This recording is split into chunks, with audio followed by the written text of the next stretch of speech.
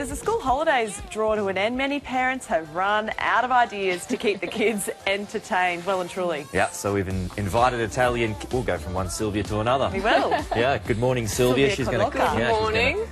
A much more exotic Silvia, though. Than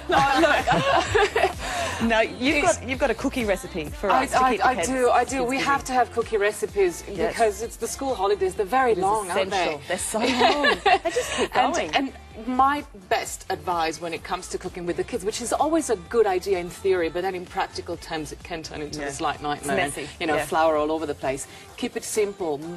Assemble a recipe that can come together and bakes quickly, because kids want instant gratification. Well, this is a nice quick one, isn't it? This is really quick. It's hazelnut and cocoa cookies, really. Yum. And it's the batter makes soft cookies. It's kind of a love child's it's almost cookies spongy.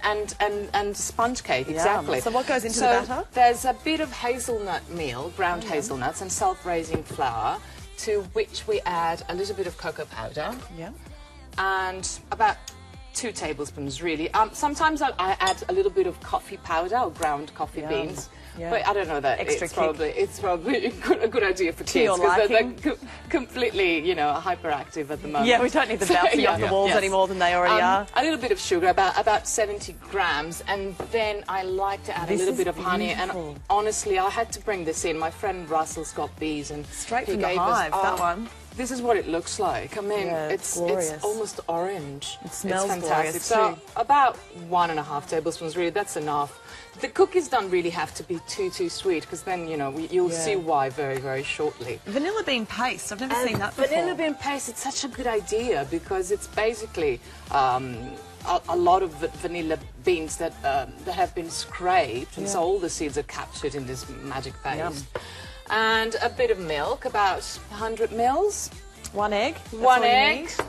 That's all we need. And honestly, this is a 1-bowl job. A little bit of oil. About 3 tablespoons of extra virgin olive oil. I don't use a lot of butter in baking when it comes to desserts. It's probably an Italian thing as well. And then you just whisk it all together. So you don't need the whiz-bang recipe here? It's a kind of a version of a family recipe that I've embellished ever so slightly. I like to do that a little bit, but why not? We all have to have a little extra touch. And you see, the batter comes quickly. Pretty well. Honestly, in 15 seconds, this is done. Yeah. And it's okay that it's a bit lumpy. So when Pete flicks the spoon, that goes into the bowl and into the oven.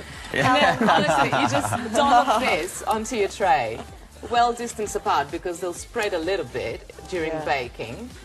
And you bake them. Just a couple of seagulls have flown in behind us. Oh, there's chocolate, and here are other people. I see. This happened during the break. I had all these people coming up to me, just looking at the bench and going, oh, it's chocolate. I know, I felt so powerful. Squawking away. Bake these for about 50 minutes. Honestly, they won't take that long. And then you cool them down for, I don't know, 5 minutes. Yeah. And they resemble this. What temperature? About 180. That's a very good question. Good question. Thank you. Honestly, you can have them just like they dunk them in a little bit of coffee, but it's the school holidays. Come on, the kids haven't had enough sugar, have they? Sure. So, why don't we sandwich them with a little bit of chocolate spread that you can make really easily? Just, bring a little bit of cream to a simmer, add some chocolate chips, and then you sandwich them together. Do you want to make one? Here we go. I want to Here we go. Perfect. Oh, well. Wow. Clint. Perfect. Oh, thank you very much. You could sandwich those with gelato as well. I mean, make it a little bit indulgent. Why not? Let's get crazy on the Today Show.